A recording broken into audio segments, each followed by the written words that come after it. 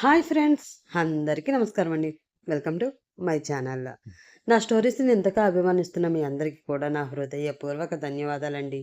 ఈరోజు కూడా ఎప్పటిలాగే మీకోసం ఒక మంచి స్టోరీని తీసుకువచ్చేసాను.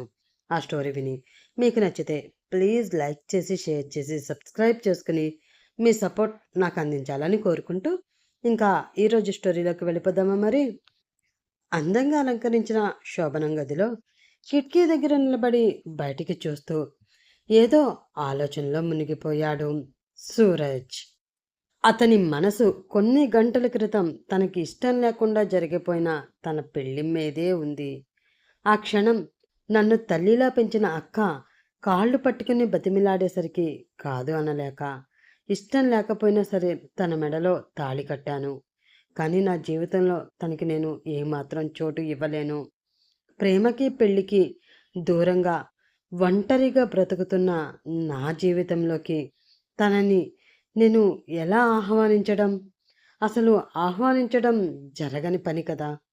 పెళ్ళి ఆగిపోయింది అన్న అవమానంలో కృంగిపోతున్న అక్కా బావకు ఓదార్పు ఇవ్వడం కోసం ఆ క్షణం ఆ నిర్ణయం నేను తీసుకున్నాను. కానీ ఇప్పుడు ఆలోచిస్తూ ఉంటే అది నా జీవితానికి ఒక అడ్డంకిలా మారబోతుందా అని అనిపిస్తూ ఉంది. అనుకుంటూ ఆలోచిస్తూ అతను ఉండగా ఎవరో ఆ గది డోర్ తీసిన శబ్దం అయ్యింది. దానితో తల మాత్రం ఆ వైపుకు తిప్పి చూసిన అతనికి ఆ డోర్ వేస్తూ కనిపించింది ఒక అమ్మాయి. తన కళ్ళ ముందు పెరిగిన అమ్మాయి ఇప్పుడు తన భార్యగా తన గదిలోకి రావడం అతనికి ఎందుకో అంత మంచిగా అనిపించడం లేదు. దానితో అసహనంగా ఫీల్ అవుతూ అటువైపు తిరిగి చూశాడు. సిగ్గుపడుతూ అతని ముందు అందంగా నిలబడింది సాత్విక. మనసులో ఇష్టం లేకపోవడంతో ఆమె సిగ్గుపడుతున్నా కూడా తనకి చిరాకు వస్తూనే ఉంది సూరజ్కి. ఎంతసేపు ఎదురు చూసినా అతను ఎంతకీ మాట్లాడకపోవడంతో మావయ్య, పాలు అంటూ చిన్నగా పిలిచింది సాత్విక. ఆ పిలుపు మరింత రోతగా అనిపిస్తూ ఉండడంతో అసహనంగా ఆమె వైపు చూస్తూ నేనెప్పుడైనా పాలు తాగడం నువ్వు చూసావా అంటూ అడిగాడు సూరజ్. ఆ మాటలో ఒక రకమైన కఠినత్వం వినిపిస్తూ ఉండడంతో అప్పటి వరకు సిగ్గుతో కిందకి వంచిన కళ్ళు కాస్త ఒక్కసారిగా పైకి ఎత్తి అతని వైపు చూస్తూ లేదు అన్నట్లు తల ఊపింది సాత్విక. మరి గతంలో లేని అలవాట్లు కొత్తగా చేసుకుంటాను అని నువ్వెందుకు అనుకుంటున్నావు అంటూ సీరియస్గా అడిగాడు సూరజ్. అంటే మావయ్య, అది ఈరోజు ఈ పాలు మనిద్దరం కలిసి తాగాలి అని బయట పెద్దవాళ్ళు చెప్పారు. నాకు చెప్పిన ఈ విషయమే వాళ్ళు నీకు కూడా చెప్పి ఉంటారు కదా. వాళ్ళు చెప్పినందుకు తాగుతావేమో అని తాగమన్నాను అంటూ చెప్పింది సాత్విక. వాళ్ళు చెప్పారు అని, వీళ్ళు చెప్పారని మన అలవాట్లను మార్చుకోలేము కదా సాత్విక.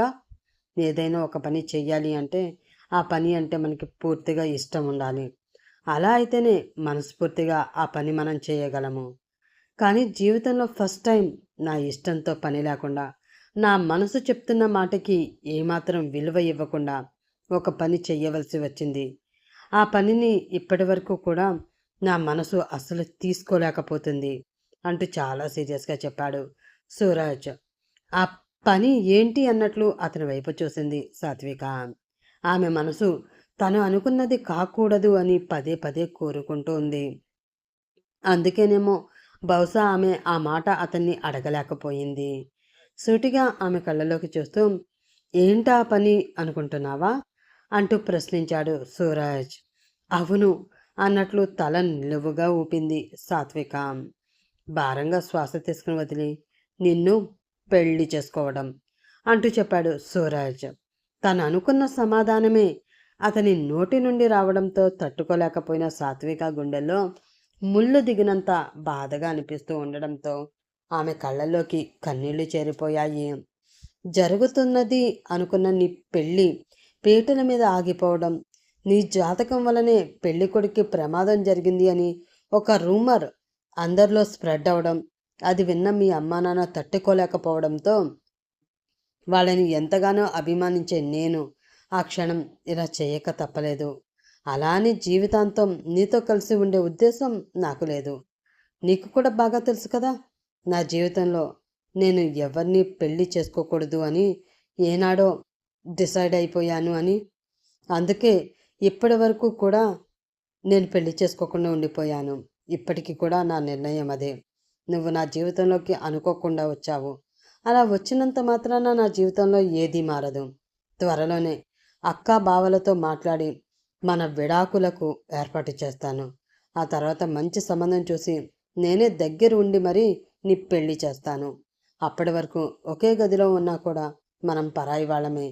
మన మధ్య భార్యాభర్తల బంధం ఉన్నా కూడా ఒకరికి ఒకరం ఏమీ కాము. నీకు ఎప్పటికీ నేను మామయ్యగానే ఉంటాను తప్ప భర్తగా మారలేను. నువ్వు కూడా నాకు మేనకోడలుగానే ఉండు, భార్యవి కావాలి అని ప్రయత్నించకు అంటూ సీరియస్గా వార్నింగ్ ఇచ్చి బెడ్ మీద ఉన్న తలగడి తీసుకుని అక్కడే ఉన్న సోఫా మీద ఆ తలగడి వేసుకుని పడుకున్నాడు సూరజ్. కానీ సాత్వికకి నిద్ర రాలేదు. ఆమె కళ్ళు మొత్తం కన్నీళ్లతో నిండిపోయాయి. చెప్పలేని బాధ తన మనసుని కలిచివేస్తుంది. అందరి అమ్మాయిల్లాగానే చదువు పూర్తి అవడంతో ఇంట్లో వాళ్ళు ఏదో సంబంధం తీసుకువచ్చారు సాత్వికకి. ఆమె మనసులో కూడా ఎవరూ లేకపోవడంతో తల్లిదండ్రులు తీసుకువచ్చిన ఆ సంబంధం చేసుకోవడానికి ఇష్టపడింది సాత్విక. తను చిన్నప్పటి నుంచి తన మావయ్యని చూస్తూ ఉన్నా కూడా అతని మీద ఎలాంటి ఫీలింగ్స్ పెట్టుకోలేదు సాత్విక. ఎందుకు అంటే అతను ఆల్రెడీ కాలేజీ టైంలో ఒక అమ్మాయిని ప్రేమించి ఆ ప్రేమలో మోసపోయి ఆ అమ్మాయిని తలుచుకుంటూ తన జీవితాన్ని గడిపేస్తూ ఉన్నాడు.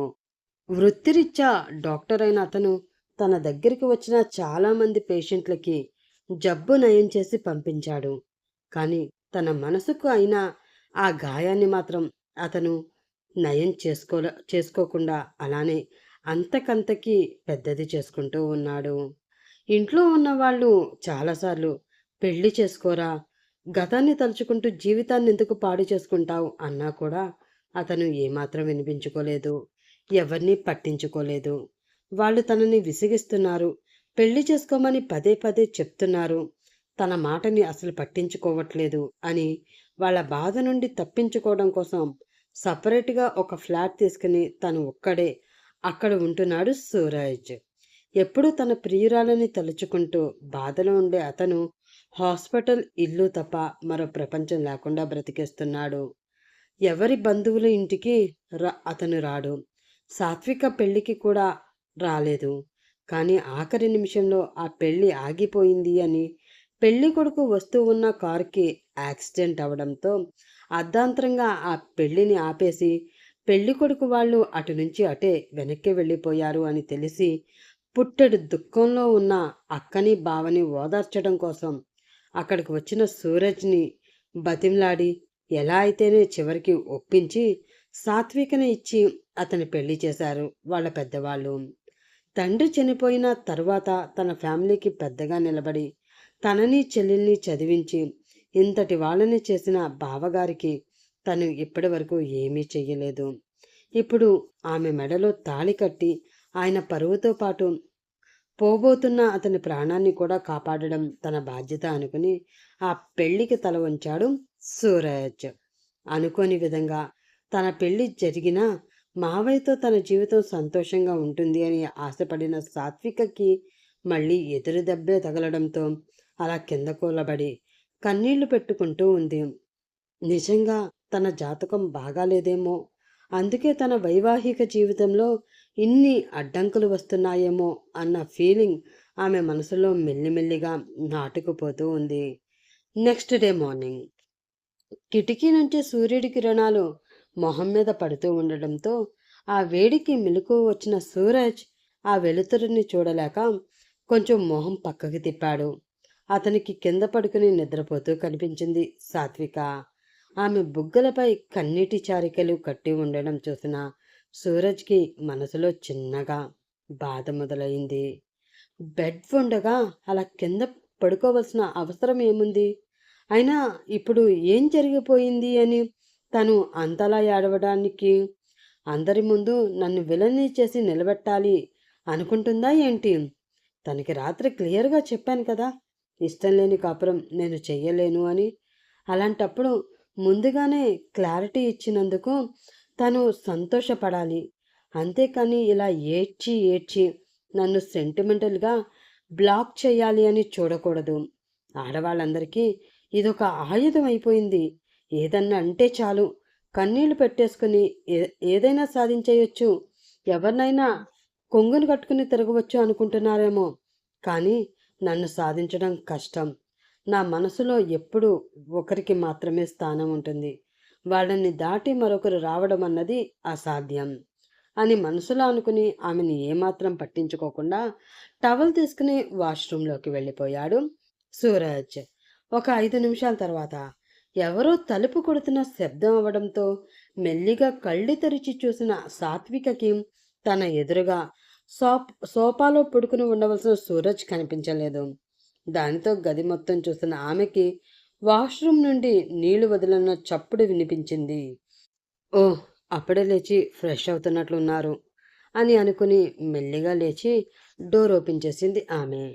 ఆ డోర్ ఎప్పుడు ఓపెన్ అవుతుందో, తన కొడుకులో మార్పు వచ్చిందో లేదో, తన భార్యని అతను దగ్గరికి తీసుకున్నాడో లేదో అని మనసులో భయపడుతూ ఆతృతగా ఎదురుచూస్తూ ఆమె ముందు నిలబడి ఉంది కౌశల్య.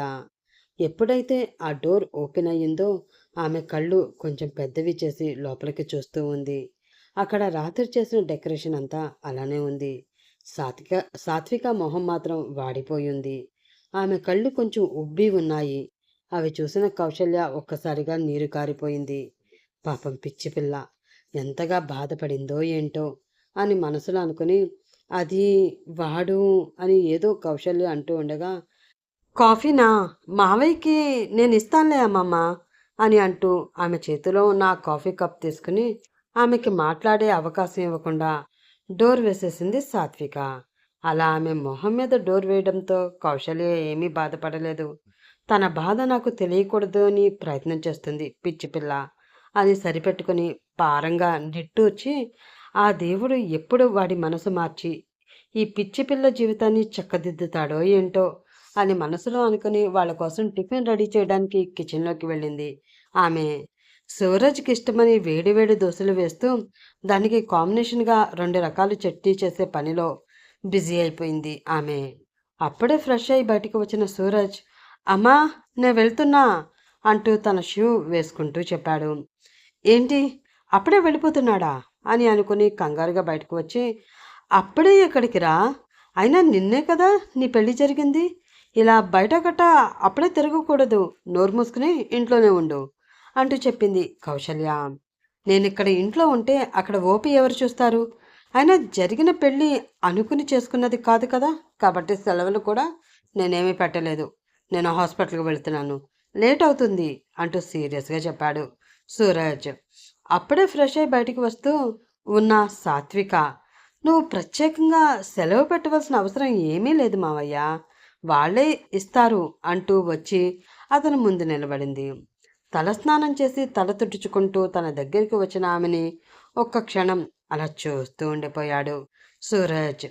నిన్నటి వరకు చుడిదార్లు వేసుకుని నా ముందు తిరిగిన చిన్నపిల్లేనా ఈ అమ్మాయి, చీర కట్టగానే ఎంత పెద్దరికం వచ్చేసింది అని మనసులో అనుకుంటూ ఉన్నాడు అతను. అతను అలా చూడడంతో చిన్నగా సిగ్గుపడుతూ, మావయ్య, నువ్వు అందరి ముందు అలా చూస్తే చాలా ఇబ్బందిగా ఉంటుంది, కొంచెం చూపు పక్కకు తిప్పు అని మెలికలు తిరిగిపోతూ అంది సాత్విక. ఆ మాటకి అదిరిపిడి, ఏయ్, నేనేమి నిన్ను అలా చూడలేదు, నార్మల్గానే చూశాను అన్నాడు సూరజ్.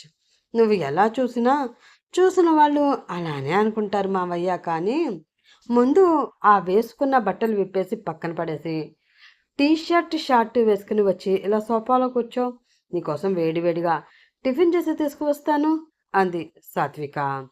చెప్తున్నాను కదా సాత్వి, నాకు హాస్పిటల్ ఉంది అని, ఆ టిఫిన్ ఏదో నేను అక్కడే చేస్తాను, నువ్వు మీ అమ్మమ్మ తినండి, నాకేమీ వద్దు అంటూ చెతస్కోప్ తీసుకుని బయటకు వెళుతూ ఉన్న అతనికి వెళ్ళి అడ్డంగా నిలబడి, హలో మిస్టర్ హస్బెండ్ గారు, ఈరోజు ఆదివారం అండి, అంటే పబ్లిక్ హాలిడే, అది మీ ప్రైవేట్ హాస్పిటల్కి కూడా వర్తిస్తుంది, కాబట్టి మీరు వెళ్ళి అక్కడ పీకేదేమీ లేదు, కానీ కావాలని బయటికి వెళ్ళిపోయే ప్రోగ్రామ్ని పక్కన పెట్టుకుని మధ్యాహ్నం లంచ్లోకి ఏం కావాలో చెప్పండి, యూట్యూబ్లో చూసి మరీ నేర్చుకోవాలి కదా అంటూ చెప్పింది సాత్విక. ఆమె బాడీ లాంగ్వేజ్లో, ఆమె మాటలో, ఆమె చూపులో ఏదో తేడా గమనించిన సూరజ్, హాస్పిటల్ లేకపోయినా నాకు బయట పని ఉంది, వెళ్ళాలి అని పళ్ళు కొరుకుతూ చెప్పాడు. దానితో అవునా, సరే అయితే ఉండండి అంటూ కొంచెం వంగి వెనక ఉన్న వాళ్ళ అమ్మమ్మ వైపు చూస్తూ, అమ్మమ్మ, మావయ్యకి బయట ఏదో పని ఉందంట, ఆ పని సంగతి నువ్వు చూస్తావా, నన్ను చూసుకోమంటావా అంటూ గారంగా అడిగింది సాత్విక. ఆ మాటతో చిన్నగా నవ్వుకుని చీర కొంగు బొడ్డులో దోపుకొని, నువ్వు చూసుకోవడం ఎందుకమ్మా, అసలే కొత్త పెళ్లి కూతురివి, కొంచెం అలసటగా కూడా కనిపిస్తున్నావు, కాబట్టి ఈ రోజుకి నువ్వు రెస్ట్ తీసుకో, ఆ సంగతేదో నేనే చూసుకుంటాను అని చెప్పి 2 అడుగులు ముందుకు వేసి సూరజ్ చేయి పట్టుకుని వెనక్కి తీసుకువెళ్ళి అక్కడ ఉన్న సోఫాలో కూర్చోబెట్టి, సాయంత్రం వరకు ఇక్కడి నుంచి కాలు కదిపావు అంటే కాళ్ళు విరిచేసి మూలను కూర్చోబెడతాను, ఏమనుకుంటున్నావో.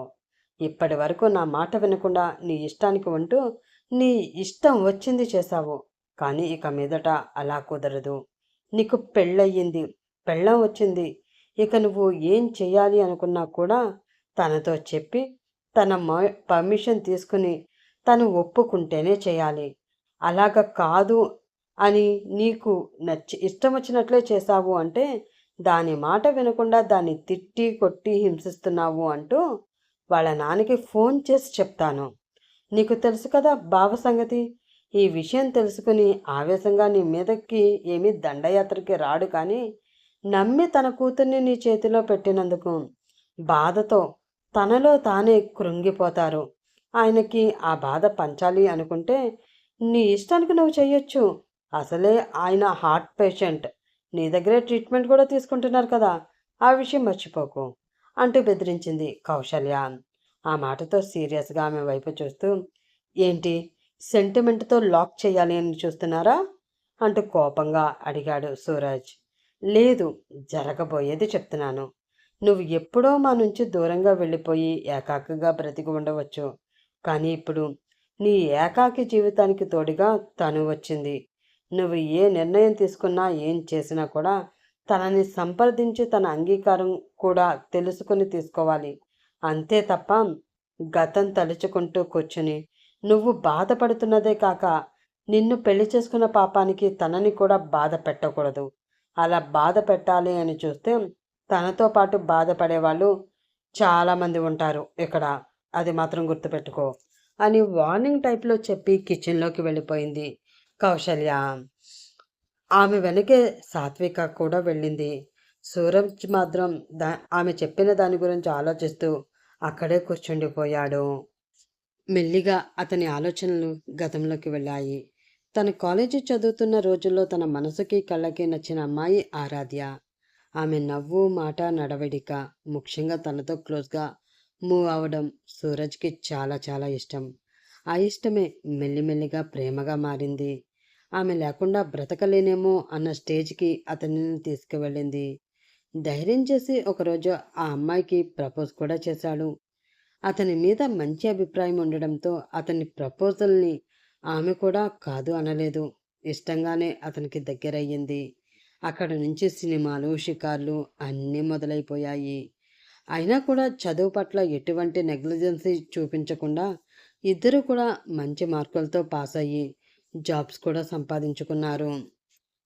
మంచి ముహూర్తం చూసుకుని మా ఇంటికి వచ్చి మన పెళ్లి విషయం మా పెద్దవాళ్ళతో మాట్లాడు అని ఆరాధ్య చెప్పడంతో అదే విషయం తన తల్లితో ముందు చెప్పి ఆమెను తీసుకుని ఆరాధ్య ఇంటికి వెళ్ళాడు సూరజ్.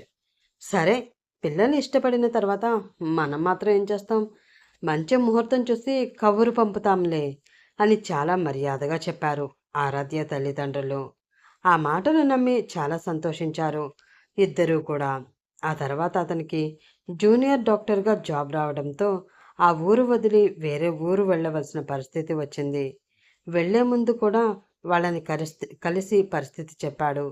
అతను జాబ్ మంచిది, జీతం కూడా పెరుగుతుంది, మంచి హాస్పిటల్, అంతకు మించి ఏం కావాలి, ముహూర్తం కుదరంగానే వెంటనే ఫోన్ చేస్తాం, అప్పుడు సెలవు పెట్టుకుని రావచ్చులే ప్రస్తుతానికి వెళ్ళు బాబు అని వాళ్ళు హామీ ఇవ్వడంతో వాళ్ళ మాటలు నమ్మి బెంగళూరుకి వెళ్ళాడు సూరజ్. అక్కడ జాబ్ సెటిల్ అయ్యి ఎన్నో నెలలవుతున్నా కూడా అతనికి వాళ్ళ తరపు నుండి ఎటువంటి కాల్స్ రాలేదు. ఉన్నట్టుండి ఆరాధ్య నుండి కూడా కాల్స్ రావడం ఆగిపోయాయి. తను చేసినా కూడా ఆమె రెస్పాండ్ అవ్వడం లేదు. ఫోన్ స్విచ్ ఆఫ్ వస్తుంది. దానితో ఏదో తెలియని అనుమానం వచ్చి ఉన్న పలంగా అక్కడ నుంచి వచ్చేసి ఆమె ఇంటికి వెళ్ళి చూసిన అతనికి ఇంటి ముందు వేసిన పచ్చని పందిరి, దాని ముందు ఆరాధ్య వెడ్స్ రఘు అని రాసి ఉన్న ఫ్లెక్సీ అతనికి స్వాగతం పలికాయి. అవి చూసిన అతనికి మైండ్ బ్లాక్ అయ్యింది. ఏంటి అన్యాయం? మా పెళ్ళికి ఒప్పుకున్నారు కదా, మరి ఇదంతా ఎలా జరిగింది అని వాళ్ళ పెద్దవాళ్ళని నిలదీస్తే కొట్టి ఇంటి నుండి బయటికి గెంటేశారు. అప్పటికే ఆరాధ్యకి పెళ్ళి జరగకుండా ఉంటే ఏదోలా ఆమెతో మాట్లాడి ఆమెని తనతో తీసుకుని వచ్చేసేవాడు. కానీ పెళ్ళి జరిగిన మరుసటి రోజు అతను అక్కడికి రావడం, ఆ ఇంటికి వెళ్ళడం జరగడంతో అసలు అతను ఇంటికి వచ్చిన సంగతే ఆమెకి తెలియకుండా పోయింది. ఇదంతా ఆమె ఇష్టపూర్వకంగానే జరిగిందా, లేక ఇష్టం లేకుండా చేసుకున్న పెళ్ళా అన్నది సూరజ్కి ఇప్పటికీ కూడా సమాధానం దొరకని ప్రశ్నగా మిగిలిపోయింది. చాలా రోజులు ఆమెని తలుచుకుంటూ పిచ్చివాడిలా తిరిగాడు. తాగి హాస్పిటల్కి వెళ్ళడంతో ఉద్యోగం కూడా పోయింది. ఇంటిని తల్లిని పట్టించుకోకుండా తన ఇష్టానికి తాగుతూ ఉండేవాడు. అలా ఉన్న అతన్ని సాత్విక తండ్రి ఆదుకుని 4 మంచి మాటలు చెప్పి బుద్ధి వచ్చేలా చేసి మళ్ళీ మంచి మార్గంలో నడిచేలా చేశాడు. ఇప్పటికీ కూడా ఆరాధ్య గుర్తు వస్తే సూరజ్ మనసులో ఉండదు. ఆమె కోసం ఎప్పుడూ ఏడుస్తూనే ఉంటుంది ఆ మనసు. కానీ ఎంత ఏడ్చినా ఆమె తిరిగి రాదు. తన జీవితంలో ఇంకా ఆమెతో కలిసి బ్రతకడం అన్నది కలగానే మిగిలిపోతుంది తప్ప నిజం కాదు అన్న విషయం సూరజ్కి ఎప్పటికి అర్థమవుతుందో ఏంటో. వేడి వేడి దోశలు తీసుకువచ్చి, మావయ్య నీకు టమాటా చట్నీ వేయమంటావా లేక అల్లం చట్నీ వేయమంటావా అంటూ అడిగింది సాత్విక. ఆమె వైపు సీరియస్గా చూస్తూ, ఏంటి ఓవర్ చేస్తున్నావు అని అడిగాడు సూరజ్. అయ్యో రామా, ఓవర్ చేస్తున్నానా? నేనేం చేశాను మామయ్య? నువ్వు టిఫిన్లో ఏ చట్నీ తింటావో అడిగాను, అది కూడా తప్పేనా అంటూ అమాయకంగా మొహం పెట్టి అడిగింది సాత్విక. నేను అడుగుతున్నది తొక్కలో ఈ చట్నీ గురించి కాదు, అమ్మ దగ్గర నువ్వు చేస్తున్న ఓవర్ యాక్టింగ్ గురించి. రాత్రి అంత క్లియర్గా చెప్పిన తర్వాత కూడా ఎందుకు ఏదో నా మీద నీకు అధికారం ఉన్నట్లు అలా ప్రవర్తిస్తావు? అమ్మ బాధపడుతుంది అని ఏమీ అనకుండా ఆలోచించాను, కానీ లేదు అంటే పళ్ళు రాలగొట్టేవాడిని కోపంగా అన్నాడు సూరజ్. అయ్యో మావయ్య, నీకు అసలు విషయం అర్థం కావడం లేదు. ముందు నువ్వు పళ్ళు రాలగొట్టినా ఆ తర్వాత రాలిపోయిన ఆ పళ్ళు పట్టుకుని నన్ను హాస్పిటల్కి తీసుకువెళ్ళి ఆ పళ్ళు నాకు కట్టించే బాధ్యత కూడా ఇప్పుడు నీ మీదే ఉంది. కాబట్టి అంత రిస్క్ తీసుకోవడం, టైం వేస్ట్ చేసుకోవడం అవసరమంటావా అడిగింది సాత్విక. అసలు అవసరం లేదు. ఒక్కసారి నేను పళ్ళు రాలగొడితే పైకి పోవడమే తప్ప హాస్పిటల్కి పోయి మళ్ళీ కట్టించుకునే పని అస్సలుండదు. కొంచెం ఆ వయ్యారాలు తగ్గించి పద్ధతిగా నడుచుకో. నా సంగతి నీకు పూర్తిగా తెలియదు అంటూ సూరజ్ వార్నింగ్ ఇస్తూ ఉండగా, ఏం తెలియాలరా నీ గురించి అంటూ కిచెన్ నుండి బయటకు వచ్చి ఆవేశంగా అతన్ని చూసింది కౌశల్య. అబ్బా, ఈవిడొకటి ప్రశాంతంగా 4 మాటలు కూడా మాట్లాడనివ్వదు. ఏదో బావ మొహం చూసి వీళ్ళిద్దరిని వదిలేస్తున్నాను, కానీ లేదు అంటే జుట్లు 2 మెలేసి 4 పీకినా కూడా తప్పులేదు అని మనసులో అనుకుని, నా గురించి నీకు ఏమీ తెలీదు, ఇక నుంచైనా తెలుసుకునే ప్రయత్నం చేయి, అప్పుడే జీవితం బాగుంటుంది అని చెప్తున్నానమ్మా. ఏ అలా కూడా చెప్పకూడదా? నేను ఆ హక్కు కూడా నాకు లేదా? అందులో కూడా తప్పు ఉందా అంటూ అరిచాడు సూరజ్. అతని వైపు నిజమా అన్నట్లు ఒక చూపు చూసి, కలిసి జీవితాంతం ఒకరి కోసం ఒకరు బ్రతకవలసిన వాళ్ళు ఒకరి గురించి ఒకరు తెలుసుకుంటూ ఉంటే తప్పేమీ లేదు. నీ గురించి తెలుసుకుంటే బాగుంటుంది అని ఆ అమ్మాయికి బాగానే చెప్తున్నావు. అలాగే తన గురించి కూడా నువ్వు తెలుసుకుని తనకి నచ్చినట్లు నడుచుకోవాలి నాన్న. అప్పుడే మీ జీవితం బాగుంటుంది. అది కూడా నువ్వు తెలుసుకుంటే ఇంకా బాగుంటుంది అంది కౌశల్య. అలాగే తెలుసుకుంటాను, ఇప్పుడే కదా స్టార్ట్ అయింది, ముందు ముందు తన గురించి నేను, నా గురించి తను బాగానే తెలుసుకుంటాం, కానీ దోస్తులయిపోయాయి. వెళ్ళి మరో 2 దోసలు వేసి తీసుకురా అంటూ అరిచాడు సూరజ్. దాంతో కిచెన్లోకి వెళ్ళింది కౌశల్య. అతన్ని చూసి చిన్నగా నవ్వుకుంటూ అతని పక్కకు వచ్చి అతన్ని అతుక్కుంటూ కూర్చుని, ఇప్పుడు చెప్పు మావయ్య, నీ గురించి నేనేం తెలుసుకోవాలి అంటూ అడిగింది సాత్విక. దానితో కోపంగా ఆమె వైపు చూస్తూ, ఏం తెలుసుకోవాలో తర్వాత చెప్తాను, కానీ కొంచెం డిస్టెన్స్ మెయింటైన్ చేయి, మంచిది అన్నాడు అతను. ఆ మాటతో అతనికి మరింత దగ్గరగా జరిగి, ఊరుకో మావయ్య, పరాయి వాళ్ళతో డిస్టెన్స్ మెయింటైన్ చేయాలి, కానీ సొంతంగా కట్టుకున్న మొగుడివి నీ దగ్గర దూరమేంటి? గాలి కూడా మన మధ్యలోకి దూరనంత దగ్గరగా ఒకరిలో ఒకరు కలిసిపోవాలి కానీ అని అంటూ అతని చేతి చుట్టూ తన చేతులు వేసి బిగించి అతని భుజం మీద తల వాల్చింది సాత్విక. ఆమెని తన దగ్గర అంత చొరవ తీసుకోవడం అతనికి అస్సలు నచ్చడం లేదు. దీనికి ఎంత చెప్తున్నా అనవసరం అని మనసులో అనుకుని చేతిలో ఉన్న ప్లేట్ అక్కడే టేబుల్పై పెట్టేసి విసురుగా పైకి లేచి బయటికి వెళ్ళిపోతూ ఉన్నాడు సూరజ్. అది చూసి, మావయ్య, ఏంటి అలా వెళ్ళిపోతున్నావు? దోశ అడిగావు కదా, తినేసి వెళ్ళు అని వెనక నుంచి అరుస్తూనే ఉంది సాత్విక. కానీ ఆ అరుపులకి అతను ఏమాత్రం రియాక్ట్ అవ్వలేదు. కనీసం వెనక్కి కూడా తిరిగి చూడకుండా అక్కడి నుంచి వెళ్ళిపోయాడు అతను. దానితో బాధగా అటువైపు చూసి, కొంచెం క్లోజ్గా మూవ్ అవుతేనే నీ రియాక్షన్ ఇలా ఉంది. ఇంకా నిన్ను మనస్ఫూర్తిగా ప్రేమించడం మొదలుపెట్టాను అని, నిన్నే పెళ్లి చేసుకోవాలి అని చాలాసార్లు అనుకుని నీ ప్రేమ కథ గుర్తు వచ్చి దూరంగా ఉండిపోయాను అని, కానీ ఈ విషయం ఎవరికి చెప్పలేక కష్టంగా పెళ్ళికి ఒప్పుకున్నాను అన్న విషయం తెలిస్తే నువ్వు నన్ను ఏం చేస్తావో ఏంటో అని మనసులో అనుకుంటూ దిగులుగా అక్కడే కూర్చుని ఆలోచిస్తూ ఉంది సాత్విక. అలా వెళ్ళిన అతను సాయంత్రం ఎప్పటికో ఇంటికి వచ్చాడు.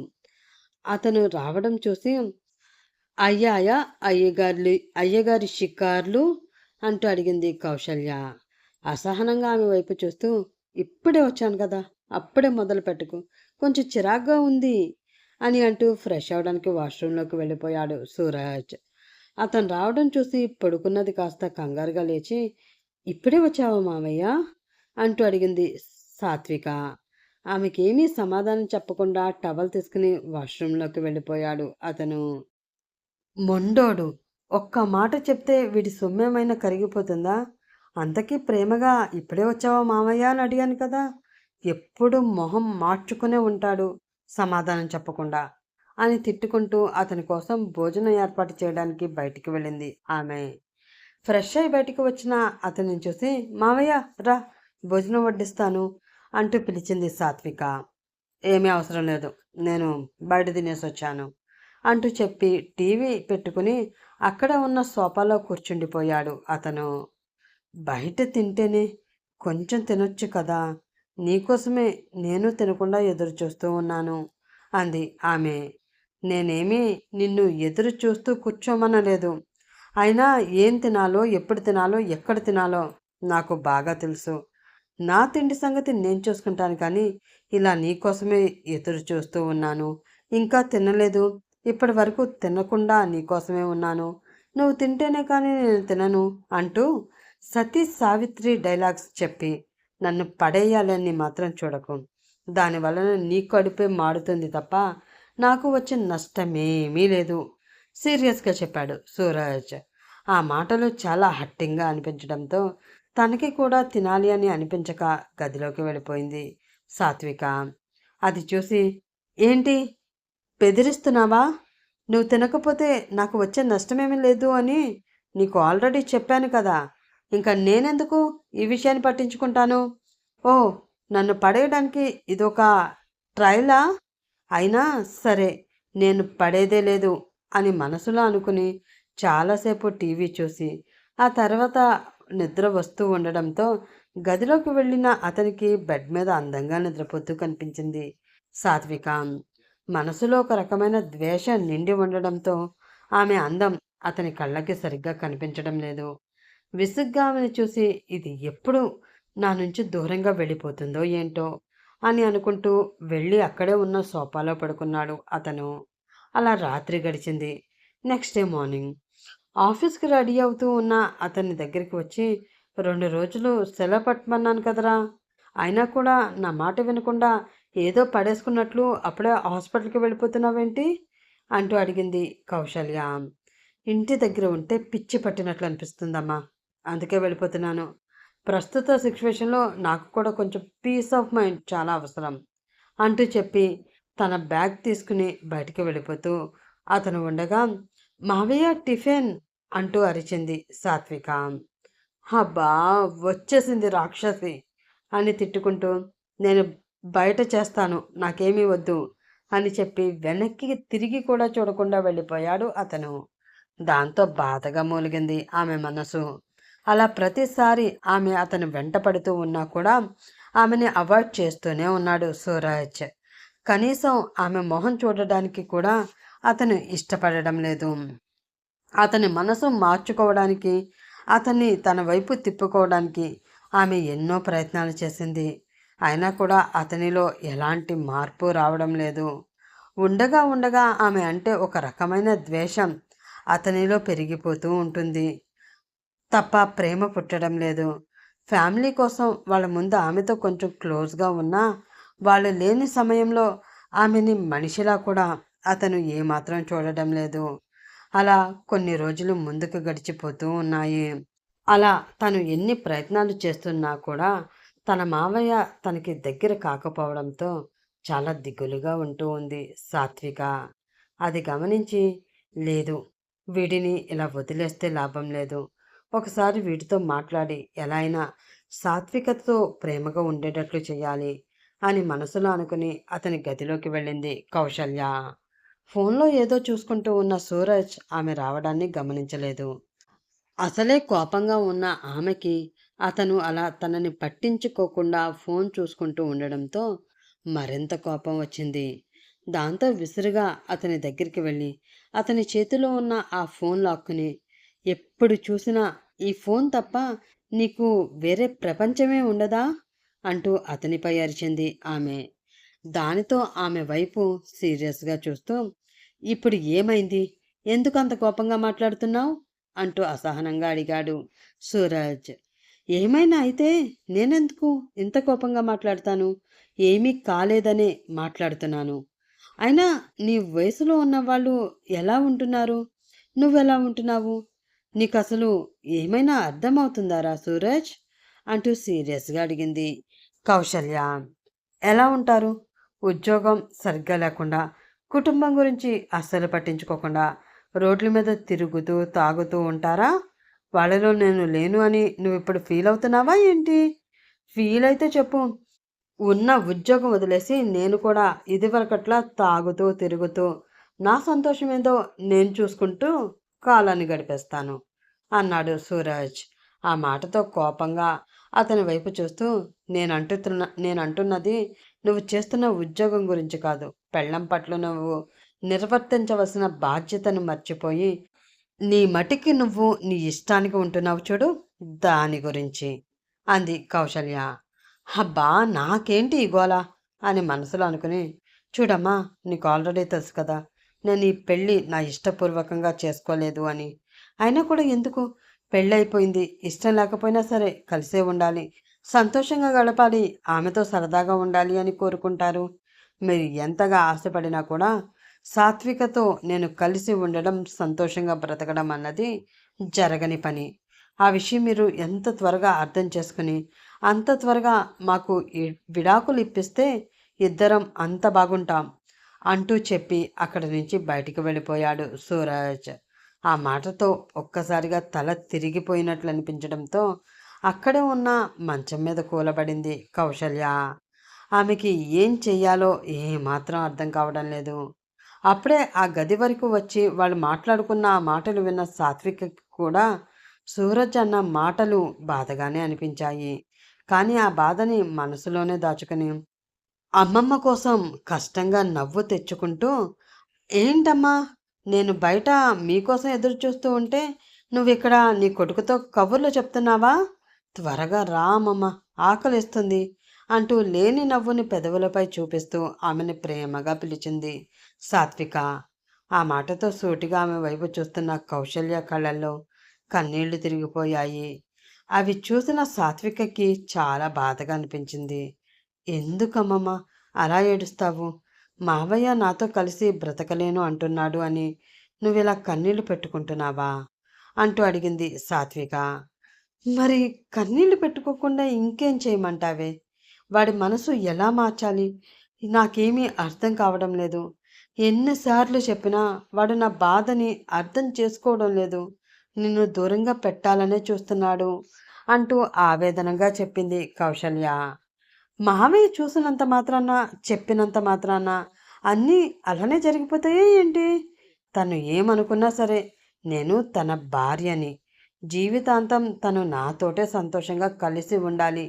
ఉండేలా నేను చేస్తాను కదా! నువ్వు ఈ విషయం నాకు వదిలేసి ప్రశాంతంగా ఉండి చెప్తాను అంది సాత్విక. ఆమెని చూసి చిన్నగా నవ్వుతూ, నువ్వు చెప్పావు కదా, ఇంకా ప్రశాంతంగానే ఉంటాను. ఎలా అయినా సరే నా కొడుకుని మార్చి నీ వాడిని చేసుకునే బాధ్యత మాత్రం నీదే, అది మర్చిపోకు అంది కౌశల్య. సరే అమ్మమ్మ అని అంటూ ఆమెని గట్టిగా కౌగిలించుకుని ఉన్న సాత్విక మొహంలో అప్పటి వరకు ఉన్న నవ్వు మాయమైంది. నన్ను చూస్తేనే ఆవిడ దూర పారిపోతూ ఉన్న మావయ్యని నా దారిలోకి ఎలా తెచ్చుకోవాలి? అతనితో కలిసి నన్ను జీవితాంతం సంతోషంగా బ్రతకడం అన్నది అసలు జరిగే పనేనా అని ఆమె మనసులో అనుకుంటూ ఉంది. అప్పుడే అమ్మా భోజనం పెట్టు అంటూ బయట నుంచి వినిపించింది సూరజ్ గొంతు. అది విని అదిగో మీ ఆయన పిలుస్తున్నాడు, వెళ్ళి వాడికి భోజనం అంట పెట్టు అంది కౌశల్య. సరే అని అక్కడ నుంచి బయటికి వెళ్ళి, ఎప్పుడు చూసినా అమ్మ అమ్మ అంటావేంటి మావయ్య? నీకు పెళ్ళయింది అని, పెళ్ళం ఉంది అని ఏదైనా అవసరం వస్తే వసే నా పెళ్ళమా అని పిలవాలి కానీ అమ్మ అని పిలవకూడదు అని తెలియదా? అంటూ వచ్చి అతని ముందు ఉన్న ప్లేట్ సరిగ్గా పెట్టి అందులో రైస్ వడ్డిస్తూ ఉంది సాత్విక. తెలీదు, తెలుసుకునే ఇంట్రెస్ట్ కూడా లేదు కోపంగా చెప్పాడు సూరజ్. నీకు తెలియకపోయినా, తెలుసుకోవాలన్న ఇంట్రెస్ట్ లేకపోయినా నువ్వు తెలుసుకునే వరకు చెప్పే బాధ్యత నాకుంది. సినిమాల్లోనూ టీవీల్లోనూ చూపించినట్లు జీవితం ఉండదు మావయ్య. ఏదో ఆపదలో ఆదుకోవడానికి తాళి కట్టి అది తీరిపోయిన వెంటనే విడాకులు ఇస్తాను అంటే న్యాయస్థానాలు ఒప్పుకుంటాయేమో, కానీ అది తాళి కట్టిన నీకు, కట్టించుకున్న నాకు చాలా కష్టమైన పని. ఆ క్షణాన నా పెళ్ళి ఆగిపోతే నా జీవితం ఏమైపోతుందో అని, నా కన్నవాళ్ళు ఏమైపోతారో అన్న ఉద్దేశంతో పెళ్లి కొడుకు స్థానంలో వచ్చి నువ్వు నా మెడలో తాళి కట్టావు.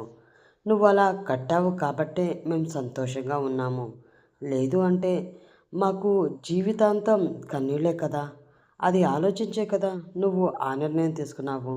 మరి ఇప్పుడు భర్తగా నువ్వు తీసుకున్న బాధ్యత నీ మధ్యలోనే వదిలేసి వెళ్ళిపోతాను అంటే మేము సంతోషంగా ఉంటామా? అప్పుడు ఏదో సమయానికి ఆ పని చేశావు.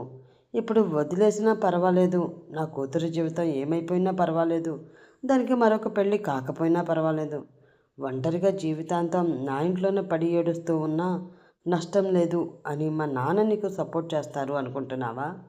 ఒకవేళ నీకు అంతగా ఇష్టం లేకపోతే ఈ తాళి నా మెడలో కట్టక ముందే ఆలోచించాలి.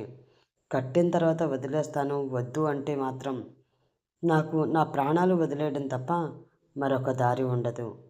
అలా అని నిన్ను కష్టంగా నాతో కాపురం చేయమని నేను చెప్పను. ఇష్టపడడానికి మాత్రం ప్రయత్నించు. నువ్వు నన్ను ఇష్టపడే క్షణం కోసం ఎదురు చూస్తూ ఉంటాను. ఆ క్షణం ఇప్పుడొచ్చినా సరే, కొన్ని సంవత్సరాల తర్వాత వచ్చినా సరే, లేక నా ఊపిరి ఆగిపోయే క్షణంలో వచ్చినా సరే, నేను ఎదురు చూస్తూనే ఉంటాను.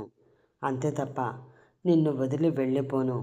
నువ్వు తీసుకునే నిర్ణయం వల్ల నువ్వు ఒక్కడివే సంతోషంగా ఉంటే చాలదు. నీ చుట్టూ ఉన్న నలుగురు కూడా సంతోషంగా ఉండాలి. అప్పుడే నిజమైన సంతోషం నీకు ఉంటుంది, నీ వల్ల మాకు ఉంటుంది అని చెప్పి అతనికి భోజనం వడ్డించి అక్కడ నుంచి వెళ్ళిపోయింది సాత్విక. దానితో ఆలోచనలో పడ్డాడు సూరజ్. తను చెప్పింది నిజమే కదా.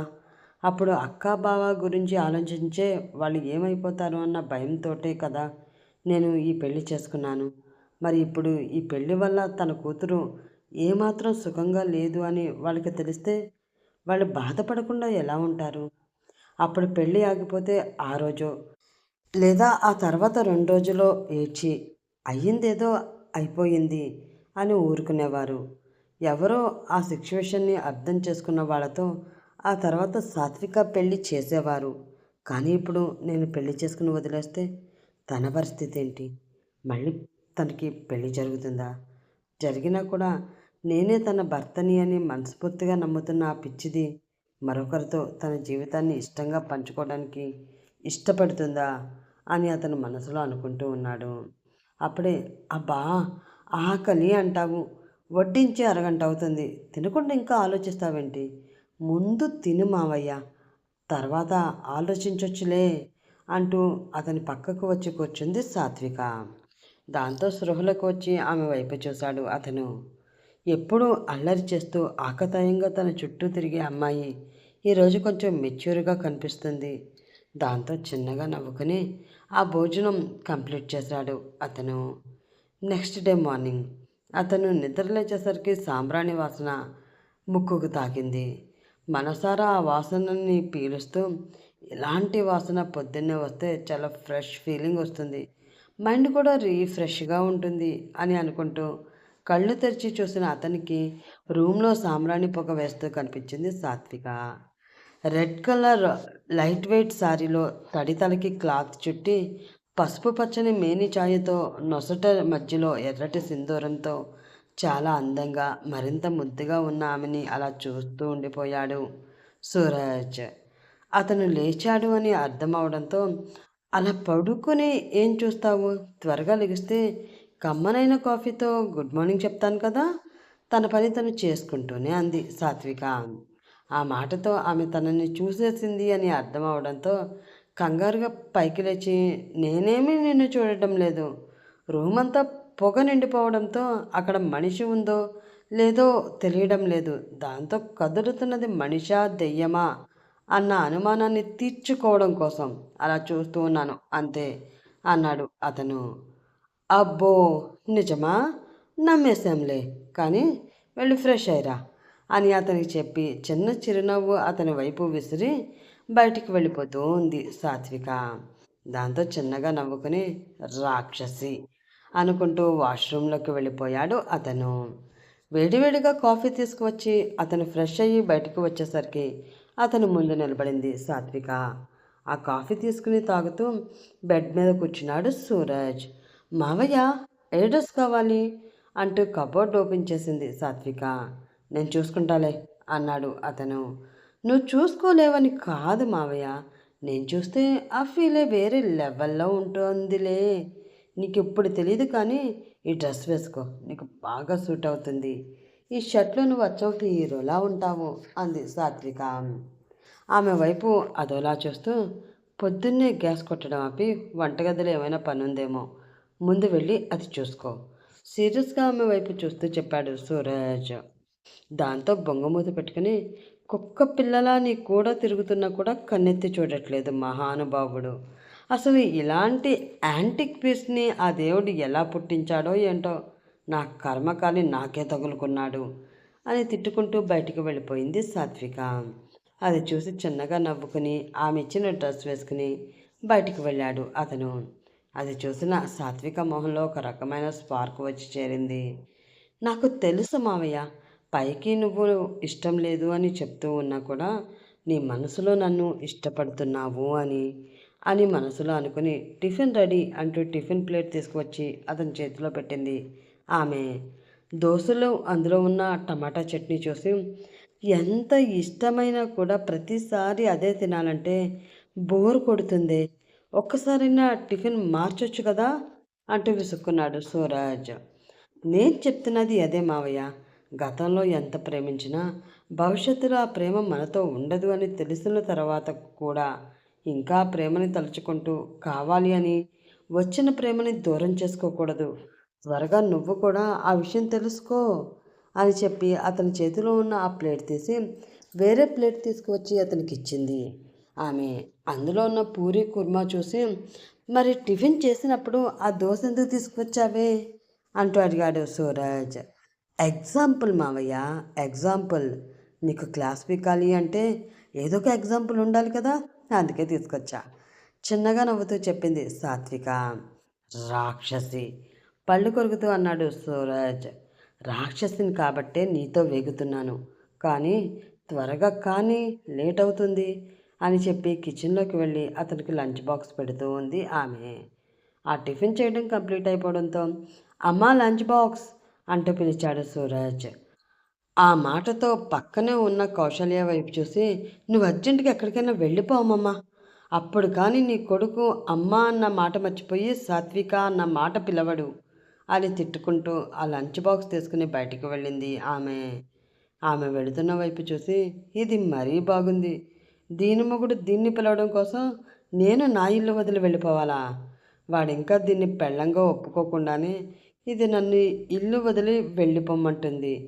అదే నిజంగా వాడు వసే నా పెళ్ళామా అని పిలిస్తే ఇది నన్ను మెడ పట్టుకుని బయటికి గింటేస్తుందేమో అని మనసులో భయంగా అనుకుంది కౌశల్య. లంచ్ బాక్స్ అతనికి ఇచ్చి, కొంచెం కూడా మిగల్చకుండా మొత్తం నువ్వే తిను అంటూ చెప్పింది ఆమె. నేనేమి చిన్న పిల్లోడిని కాదు, ఎలా తినాలో ఏం తినాలో నీ దగ్గర క్లాసులు తీసుకోవడానికి విసుక్కున్నాడు సూరజ్. కదా, నువ్వు ఇంకా చిన్నపిల్లాడివి కాదు, నీకు ఇలాంటి మాటలు చెప్పకూడదు. నిజమే, ఈ విషయాన్ని నేనెలా మర్చిపోయానబ్బా అని 2 నిమిషాలు ఆలోచించి అతని దగ్గరికి వెళ్ళి అతని బుగ్గ మీద ముద్దు పెట్టి, బాయ్ మావయ్య, త్వరగా వచ్చాయి, వచ్చేటప్పుడు మల్లెపూలు మర్చిపోవద్దు అంటూ సిగ్గుతో మెలికలు తిరుగుతూ చెప్పింది సాత్విక. ఆమె చేసిన పనితో ఆమె వైపు చాలా కోపంగా చూశాడు సూరజ్. ఏంటి అలా చూస్తున్నావు? ఒకటి సరిపోలేదా, మరొకటి ఇవ్వనా అంటూ కొంటిగా కన్ను కొడుతూ అడిగింది ఆమె. దేవుడా అని పళ్ళు కొరుకుతూ అనుకుని ఆ బాక్స్ తీసుకుని బయటకు వెళ్ళిపోయాడు సూరజ్. వెళుతున్న అతని వైపు చూసి, బాయ్ మావయ్య, జాగ్రత్త అంటూ లోపల నుంచే అరిచింది సాత్విక. ఆ అరుపు వినిపిస్తూ ఉంటే సూరజ్ పెదవులపై కూడా చిన్న చిరునవ్వు వచ్చింది. ఆ రోజు సాయంత్రం ఆఫీస్ అయిపోయాక ఇంటికి వస్తూ ఉన్నాడు సూరజ్. అలా వస్తూ ఉండగా ట్రాఫిక్ సిగ్నల్ దగ్గర అతని బైక్ ఆగింది. అబ్బా, అసలే లేట్ అయిపోయింది అనుకుంటే ఈ ట్రాఫిక్ జామ్ ఒకటి మధ్యలో అని అనుకుంటూ అతను అటు ఇటు చూస్తూ ఉండగా తన ఎదురుగా ఉన్న మనిషి ఎవరో తనకి తెలిసినట్లు అనిపించింది. దాంతో తదేకంగా అటే అటే చూస్తూ ఉన్న అతనికి ఆమె ఆరాధ్య అని అర్థమైంది. ఆమెని అన్ని రోజుల తర్వాత చూడడంతో అతని మనసులో ఏదో తెలియని అలజడి. చేతిలో ఒక బిడ్డతో బైక్ డ్రైవ్ చేస్తూ ఉన్న తన భర్తతో చాలా సంతోషంగా నవ్వుతూ మాట్లాడుతూ చాలా సంతోషంగా కనిపించింది ఆమె. అది చూసిన సూరజ్కి ఏదో తెలియని బాధ మనసులో కలిగింది. కళ్ళలో నీళ్లు తిరిగిపోయాయి. నేనే ప్రాణం అన్నావు కదా, ఇప్పుడు నన్ను పూర్తిగా మర్చిపోయి భర్తతో చాలా సంతోషంగా ఉన్నావు కదూ. ఎంత నమ్మానే నిన్ను, మోసం చేశావు, కావాలనే మోసం చేశావు, నమ్మించి మోసం చేశావు. అసలు నీలాంటి వాళ్ళని చూస్తే ఆడవాళ్ళని నమ్మాలి అంటేనే భయం వేస్తుంది అని అతను మనసులో అనుకుంటూ ఉండగా గ్రీన్ సిగ్నల్ పడడంతో వాహనాలన్నీ కదిలాయి. దానితో ఆరాధ్య వాళ్ళ బైక్ కూడా ముందుకు వెళ్ళిపోయింది. సూరజ్ కూడా బైక్ స్టార్ట్ చేసి ఆమె వెనకే వెళ్ళాడు. కొంత దూరం వెళ్ళాక వాళ్ళిద్దరి దారులు వేరైపోయాయి. ఆమె దారిలో వెళ్ళాలి అని అస్సలు అనిపించకపోవడంతో తన దారిలో తాను ఇంటివైపు వచ్చేశాడు అతను. మనసంతా చాలా గందరగోళంగా ఉంది. ఏదో తెలియని బాధ అతని మనసంతా నిండిపోయింది. భరించలేనంత దుఃఖం కళ్ళల్లో చేరిపోవడంతో భారంగా అడుగులు వేసుకుంటూ తన ఫ్లాట్ వైపు వెళుతూ ఉన్నాడు అతను. అప్పటికే చాలా ఆలస్యమయ్యింది ఇంటికి రావడానికి. అతను వచ్చేసరికి ఇల్లంతా చాలా చీకటిగా ఉంది. ఏంటిది, పవర్ లేదా, లేదా ఇంట్లో మనుషులు లేరా అని అనుకుంటూ లైట్ స్విచ్ వేశాడు సూరజ్. దాంతో ఒక్కసారిగా ఆ గదంతా వెలుగుపరుచుకోవడంతో పాటు హ్యాపీ బర్త్డే మావయ్య అంటూ వచ్చి అతని గట్టిగా హత్తుకుపోయింది సాత్విక. అది అస్సలు భరించలేకపోయాడు అతను. ఆమె అలా వచ్చి తనని గట్టిగా కౌగిలించుకోవడంతో విపరీతమైన కోపాన్ని అతనికి తెచ్చిపెట్టింది. దానితో ఆమె చేతులను బలవంతంగా విడదీసి ఆమెని తనకి దూరంగా జరిపి లాగిపెట్టి ఆమె చెంప మీద గట్టిగా కొట్టి, పిచ్చా నీకు, నాకు దూరంగా ఉండు అని ఎన్నిసార్లు చెప్పినా కూడా ఎందుకు బజారు దానిలా వచ్చి మీద మీద పడిపోతావు ఏంటి అంటూ గట్టిగా అరిచాడు సూరజ్. ఆ మాటతో నిర్ఘాంతపోయిన ఆమె కంటిలో నీళ్లు సుడులు తిరిగిపోయాయి. ఆ నీళ్లు చూసినా కూడా అతని మనసు కరగలేదు. రాయిలా అలానే నిలబడిపోయాడు. అప్పుడే లోపల దాక్కుని ఉన్న మరికొందరు బయటికి వచ్చి అతని ముందు నిలబడ్డారు. వాళ్ళందరినీ చూసిన అతనికి నోట మాట రాలేదు. దాంతో ఒకసారి ఆమె వైపు చూశాడు. ఆమె కళ్ళ నుండి కన్నీళ్లు బయటికి ఉరకడానికి సిద్ధంగా ఉన్నాయి. హ్యాపీ బర్త్డే రా మామ అంటూ వచ్చి అతని ఓల్డ్ క్లాస్మేట్స్ అందరూ అతనికి విషెస్ చెప్తూ ఉన్నారు. వాళ్ళందరి మధ్య తన కన్నీళ్లను కష్టంగా కంట్రోల్ చేసుకుంటూ నిలబడిన సాత్విక వాళ్ళందరూ మాటల్లో పడిపోవడం చూసి మెల్లిగా తన గదిలోకి వెళ్ళి తలుపు వేసుకుంది. ఆ వెంటనే ఆమెకు దుఃఖం పొంగుకు వచ్చింది. కిందకి కూలబడి చేతుల్లో మొహాన్ని దాచుకుని వెక్కి వెక్కి ఏడుస్తూ ఉంది. వాళ్ళందరితోటి సూరజ్ పైకి మాట్లాడుతూ ఉన్నా అతని చూపు మాత్రం ఆ గది వైపే ఉంది. కొంచెం సేపటికి ఫ్రెండ్స్ అందరూ ముచ్చట్లు పెట్టుకున్నారు. గదిలోకి వెళ్ళి చాలాసేపు అయింది. ఏంటిది రావడం లేదు, అనవసరంగా తనని అన్నాను అని మనసులో అనుకుంటూ ఎక్స్క్యూజ్ మీ అని అక్కడ ఉన్న ఫ్రెండ్స్కి చెప్పి ఆ గది వైపు వెళుతూ ఉన్నాడు సూరజ్. అతనికి అంత శ్రమ ఇవ్వకుండానే తానే బయటికి వచ్చింది సాత్విక. అలా వచ్చిన ఆమెను చూసి కొంచెం రిలాక్స్డ్గా ఊపిరి తీసుకున్నాడు అతను. అప్పుడే అతని దగ్గరికి వచ్చిన అతని ఫ్రెండ్ విక్రమ్ అతని భుజం మీద చేయేసి, తను వచ్చేసింది కదా, మనం అలా వెళ్ళి మాట్లాడుకుందాంరా అంటూ అతన్ని తీసుకుని ఆ రూమ్ బాల్కనీలోకి వెళ్ళాడు అతను.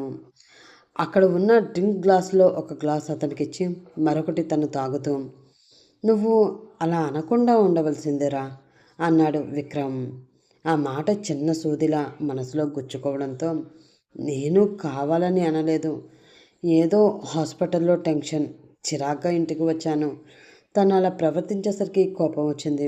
ఆ కోపంలో ఏమంటున్నానో తెలియక నోరు జారాను అన్నాడు సూరజ్. ఎంత కోపం ఉంటే మాత్రం కట్టుకున్న పెళ్ళాన్ని అనవలసిన మాటేనా అది? భార్యనే కాదు, మనకు తెలిసి ఏ ఆడదాన్ని అలాంటి పదంతో తిట్టకూడదు. పాపం ఒకసారి తనని చూడు, పైకి నవ్వుతున్నా గదిలోకి వెళ్ళి ఎంత ఏడ్చి ఉంటుందో కదా అన్నాడు విక్రమ్. ఆ మాటతో ఆమె వైపు చూసిన సూరజ్కి కూడా ఆమె కళ్ళు వాచి ఉండడం కనిపించింది. అవి చూడగానే ఏదో గిల్టీ ఫీలింగ్ మనసులో కలిగింది. నువ్వంటే చాలా ఇష్టం రా తనకి. ఒకరోజు నా దగ్గరికి వచ్చి, మా మావయ్య పుట్టినరోజు, మా పెళ్ళి జరిగిన తర్వాత వస్తున్న ఫస్ట్ పుట్టినరోజు ఇది, తనకి గుర్తుండిపోయేలా చేయాలి అనుకుంటున్నాను. చైల్డ్హుడ్ నుంచి ఇప్పటి వరకు తనకి ఉన్న ఫ్రెండ్స్ డీటెయిల్స్ అన్నీ కావాలి, మీకు తెలిసినవి చెప్తారా అని అడిగింది. నాకు తెలిసిన కొంతమంది డీటెయిల్స్ ఇచ్చాను. వాళ్ళందరి సమక్షంలో ఆ రోజులు మళ్ళీ నీకు గుర్తు చేస్తూ నీ పుట్టినరోజు ఇలా ఏర్పాటు చేసింది. వీళ్ళందరినీ గ్యాదర్ చేయడానికి తను ఎంత కష్టపడి ఉంటుందో, ఆ కష్టం వెనుక నీ మీద తను ఎంత ప్రేమను పెంచుకొని ఉంటుందో ఒక్కసారి ఆలోచించు అన్నాడు విక్రమ్. ఎప్పుడో గతంలో ముగిసిపోయిన ప్రేమని తలుచుకుంటూ ఇప్పుడు దొరికిన అదృష్టాన్ని దూరం చేసుకోకరా. నువ్వు ఎన్ని మాటలు అన్నా పడుతూ నవ్వుతూనే నీ ముందు తిరుగుతుంది అంటే తను నీ నుంచి ఏదో ఆశించి కాదు, నిన్ను ప్రాణంగా ప్రేమించింది కాబట్టి అలా చేస్తుంది. అది అర్థం చేసుకుంటే బాగుంటుంది అని చెప్పి అక్కడి నుంచి వెళ్ళిపోతూ ఏదో గుర్తు రావడంతో ఆగి అతని వైపు చూసి, తను నా దగ్గర నుంచి ఆరాధ్య డీటెయిల్స్ కూడా తీసుకుంది అంటూ చెప్పాడు విక్రమ్. ఆ మాటతో తలెత్తి అతని వైపు సూటిగా చూసిన సూరజ్ కళ్ళల్లో ఏదో మెరుపు కదలాడుతూ కనిపించింది. అది చూసిన విక్రమ్ చిన్నగా నవ్వుకొని, తన డీటెయిల్స్ మాత్రమే తీసుకుంది, తనని అప్రోచ్ అయ్యిందో లేదో నాకైతే తెలీదు అంటూ చెప్పాడు. ఆ మాటతో సూరజ్ కళ్ళలో వచ్చిన సంతోషం మాయమైంది. ఏదో తెలియని బాధ మళ్ళీ అతని కళ్ళలోకి వచ్చి చేరింది. బర్త్డే చేసుకోవడం ఇష్టం లేకపోయినా సరే, తన కోసం అంత కష్టపడి వచ్చిన ఫ్రెండ్స్ని అవాయిడ్ చేయడం ఇష్టం లేక కష్టంగా నవ్వుతూ ఏదోలా ఆ పార్టీలో సరదాగా గడుపుతూ ఉన్నాడు సూరజ్. కానీ సాత్విక మాత్రం వాటి అన్నిటికీ దూరంగానే ఉంటూ వచ్చింది. తన భార్యగా తన పక్కన నిలబడవలసిన ఆమె ఎక్కడో ఒక మూల ఉన్నాను అన్న పేరుకి ఉండటం సూరజ్కి బాధగా అనిపించింది. అలా కొంచెం సేపటికి అందరూ బాయ్ చెప్పి అక్కడి నుంచి వెళ్ళిపోయారు. దానితో సాత్విక వైపు చూసి, సాత్విక అది అని సూరజ్ ఏదో అంటూ ఉండగా, అమ్మమ్మ అమ్మ దగ్గరికి వెళ్ళింది మావయ్య. ఒక వారం దాకా రాను అని చెప్పింది. నేను తన గదిలో పడుకుంటాను. నువ్వు ప్రశాంతంగా నీ గదిలో పడుకో అని చెప్పి మరొక మాటకి అతనికి అవకాశం ఇవ్వకుండా గదిలోకి వెళ్ళిపోయింది ఆమె. సారీ చెప్పడానికి ఆమె వెనకే వెళ్ళాడు సూరజ్. కానీ అప్పటికే ఆమె డోర్ వేయడంతో అతనికి ఆ అవకాశం కూడా లేకుండా పోయింది. దాంతో ఏం చేయాలో అర్థం కాక వెళ్ళి అక్కడే ఉన్న సోఫాలో కూర్చుని ఆలోచిస్తూ ఉండిపోయాడు అతను. అలా అతనికి ఎప్పుడు నిద్ర పట్టిందో తెలియలేదు కూడా. మెల్లిమెల్లిగా మెలుకువ వస్తూ ఉండడంతో కళ్ళు తెరిచిన అతనికి లైట్ వెయిట్ సారీలో చాలా అందంగా రెడీ అయిన సాత్విక కనిపించింది. రోజు కన్నా ఆ రోజు చాలా డిఫరెంట్గా రెడీ అయిన ఆమెని అలా చూస్తూ ఉండిపోయాడు అతను. చెర్రీ పళ్ళలా ఉండే ఆ పెదాలకి ఆ రోజు కొంచెం లిప్స్టిక్ కూడా పూసినట్లుంది. మరింత ఎర్రగా నోరు ఊరుస్తూ ఉన్నాయి ఆ పెదాలు. పెద్దగా ఉండే ఆ కళ్ళకి కాటుగా దిద్దినట్లు ఉంది. అందుకే రోజు చిన్నగా కనిపిస్తూ కవ్విస్తూ కనిపిస్తున్నాయి. అలానే తెల్లగా ఉండే ఆ మేని ఛాయికి లైట్గా మేకప్ వేయడంతో ఇంకా మెరిసిపోతూ అసలు చూపు పక్కకి కూడా తిప్పుకోకుండా చేస్తూ ఉండడంతో ఆమె వైపు అలా చూస్తూ ఉండిపోయాడు అతను. అలా హాల్లో 2-3 సార్లు అటూ ఇటూ తిరిగి తనకి కావలసినవన్నీ సర్దుకొని అతని వైపు చూసిన ఆమెకి అతను తన వైపే చూస్తూ కనిపించాడు. అది చూసి కిచెన్లోకి వెళ్ళి వేడివేడిగా కాఫీ కలుపుకొని తీసుకువచ్చింది సాత్విక. ఆ వాసన ముక్కుకి తగలగానే లేచి కూర్చుని ఆమె ఇచ్చే కాఫీ కోసం ఎదురు చూస్తూ ఉన్నాడు సూరజ్. ఆ కాఫీ తీసుకుని తన దగ్గరికి వచ్చిన ఆమెకి సారీ చెప్పడానికి నోరు తెరిచి ఆ కాఫీ కప్ అందుకోవడానికి తన చేతిని ముందుకు చాపాడు. కానీ అది అతని చేతికి ఇవ్వకుండా అక్కడే ఉన్న టేబుల్ మీద పెట్టి, బ్రేక్ఫాస్ట్ రెడీ చేసి టేబుల్ మీద పెట్టాను మావయ్య. అలాగే లంచ్ కూడా ప్రిపేర్ చేసి బాక్స్ పెట్టాను. ఇష్టం ఉంటే బ్రేక్ఫాస్ట్ చేసి లంచ్ బాక్స్ తీసుకువెళ్ళు, లేదు అంటే నీ ఇష్టం అని చెప్పి అక్కడే టేబుల్ మీద ఉన్న తన బ్యాగ్ తీసుకుని బయటికి వెళ్ళిపోతూ ఉంది సాత్విక. ఆమె కాఫీ చేతికి ఇవ్వకుండా టేబుల్ మీద పెట్టడంతో అయోమయంగా ఆమె వైపే చూస్తూ ఉన్న సూరజ్కి ఆమె మాటలు మరింత ఆశ్చర్యాన్ని కలిగిస్తూ ఉన్నాయి. అదంతా సరే కానీ నువ్వెక్కడికి వెళుతున్నావు అంటే సీరియస్గా అడిగాడు అతను. ఆఫీస్కి మావయ్య చెప్పింది సాత్విక. ఆఫీస్ ఏంటి? ఏ ఆఫీస్కి వెళుతున్నావు విసుగ్గా అడిగాడు సూరజ్. ఏ ఆఫీస్ అని అలా అడుగుతావేంటి? రోజు నేను ఏ ఆఫీస్కి వెళుతున్నానో ఈరోజు కూడా అదే ఆఫీస్కి వెళుతున్నాను. నేను జాబ్ చేస్తున్న సంగతి నీకు తెలుసు కదా అంది సాత్విక. ఆ ప్రశ్నతో క్వశ్చన్ మార్క్ ఫేస్ వేసుకుని ఆమె వైపు చూస్తూ ఉన్నాడు సూరజ్. ఆ ఫేస్ చూసి అతనికి ఆ విషయం తెలియదు అని అర్థం చేసుకున్న సాత్విక చిన్నగా నవ్వుతూ, అంటే ఆ రోజు నాకు జాబ్ వచ్చిన సంగతి నేను జాబ్లో జాయిన్ అవుతాను అని నీకు చెప్పాను మామయ్య. కానీ నీకు నా మాటలు వినడం మీద పెద్ద ఇంట్రెస్ట్ ఉండదు కదా, కాబట్టి సరిగ్గా వినలేదనుకుంటా. అందుకే ఈరోజు నేను ఎక్కడికి వెళుతున్నది నీకు తెలియలేదు. నా గురించి అంతగా తెలుసుకోవాల్సిన అవసరం కూడా నీకు లేదనుకో. నేనే అతిగా ఆవేశపడి ప్రతి విషయం నీతో షేర్ చేసుకోవాలని అనుకుంటూ ఉంటాను. అది ఖచ్చితంగా నా తప్పే.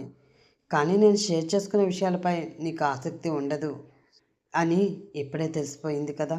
ఇక మీదట ఇది రిపీట్ అవ్వదులే అని అంటున్న సాత్విక మాటల్లోని బాధ సూరజ్ మనసుని తాకింది. అలా కాదు సాత్విక, ఇంట్రెస్ట్ లేక కాదు, ఏదో పరధ్యానంలో ఉండి విని ఉండను అంతే. ఆ మాత్రానికి ఎందుకు అంత బాధపడడం తడబడుతున్న మాటలతో అన్నాడు సూరజ్. ఆ మాటకి సూటిగా అతని వైపు చూసింది ఆమె. ఆ చూపులో ఎన్నో ప్రశ్నలు ఉన్నాయి.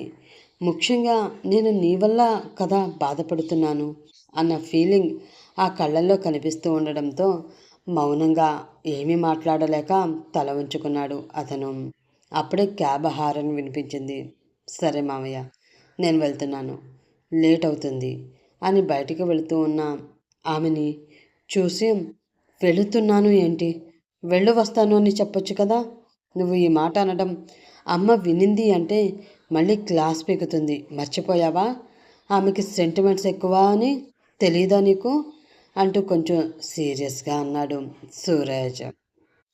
నిజానికి ఆ మాట అతనికే ఎందుకో అస్సలు నచ్చలేదు. వెనక్కి తిరిగి అతని వైపు చూస్తూ, అమ్మమ్మ నేను ఎక్కడికి వెళ్ళినా తిరిగి ఇంటికి రావాలి అని కోరుకుంటుంది మావయ్య. అందుకే వెళ్ళి వస్తాను అని వెళ్ళే ముందు చెప్పమంటుంది.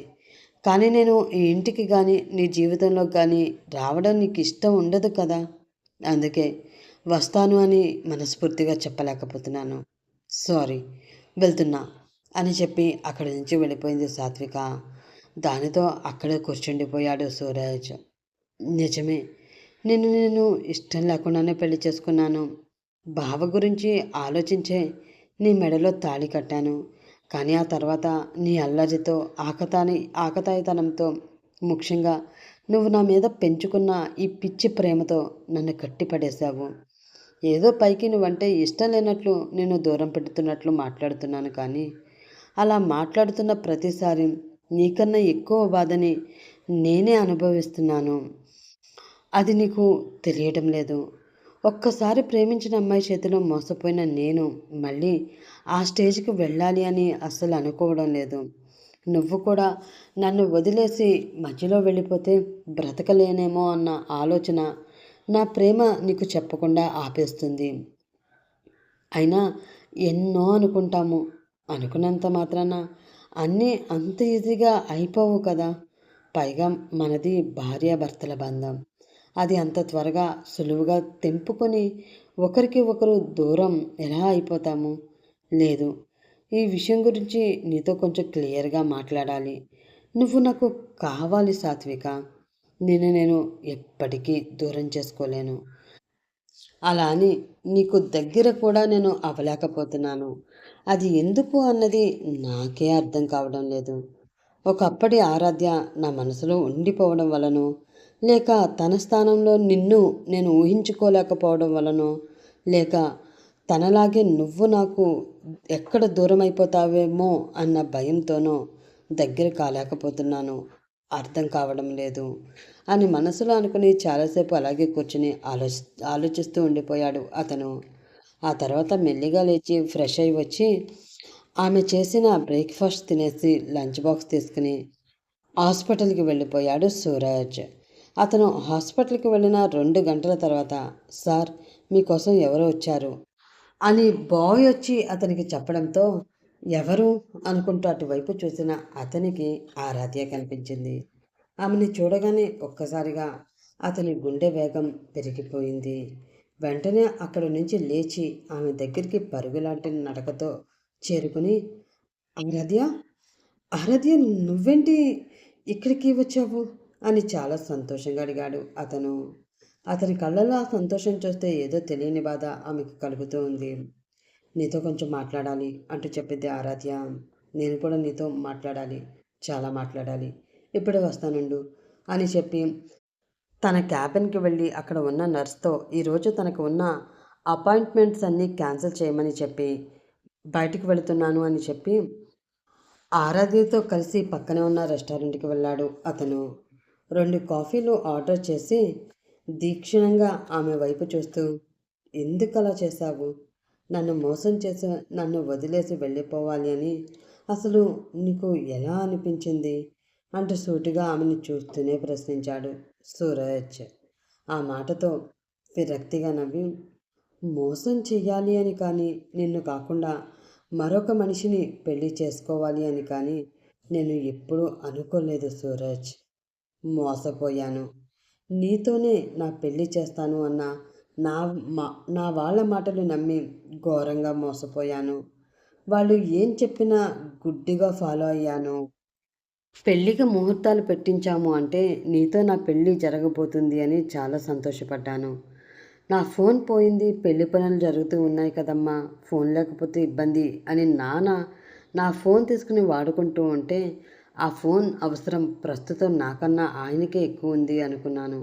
కానీ నీ నుంచి నన్ను దూరం చేయడానికి వాళ్ళు ఆడిన నాటకం అది అని తెలుసుకోలేకపోయాను.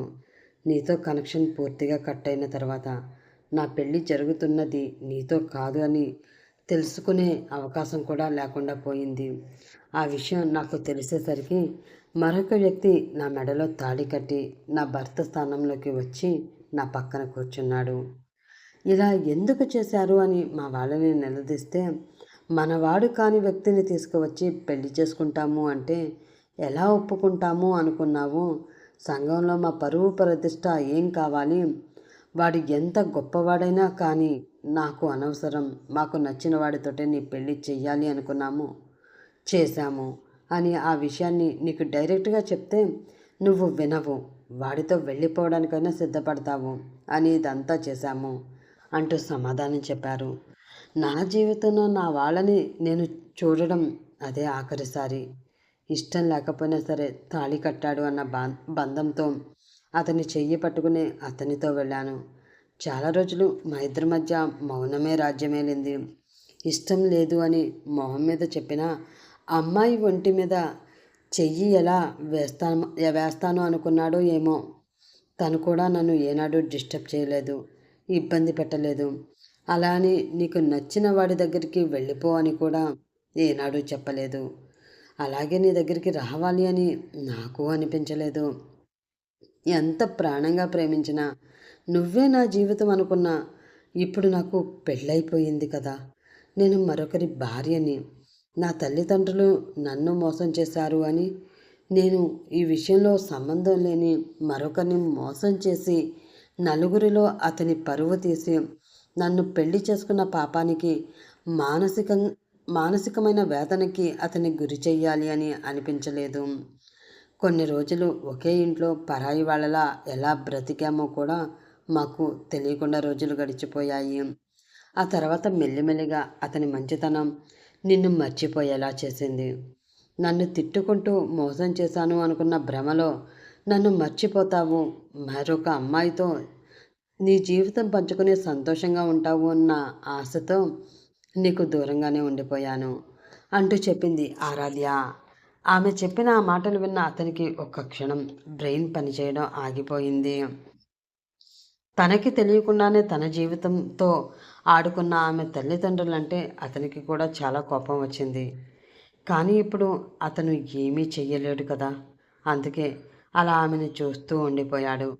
కానీ ఆమె తనని మోసం చేయలేదు, తను కూడా తనలాగే మోసపోయింది అని తెలుసుకున్న క్షణం అతని మనసు ఏదో తెలియని ఆనందంతో నిండిపోయింది. మరి ఇప్పుడేంటి పరిస్థితి?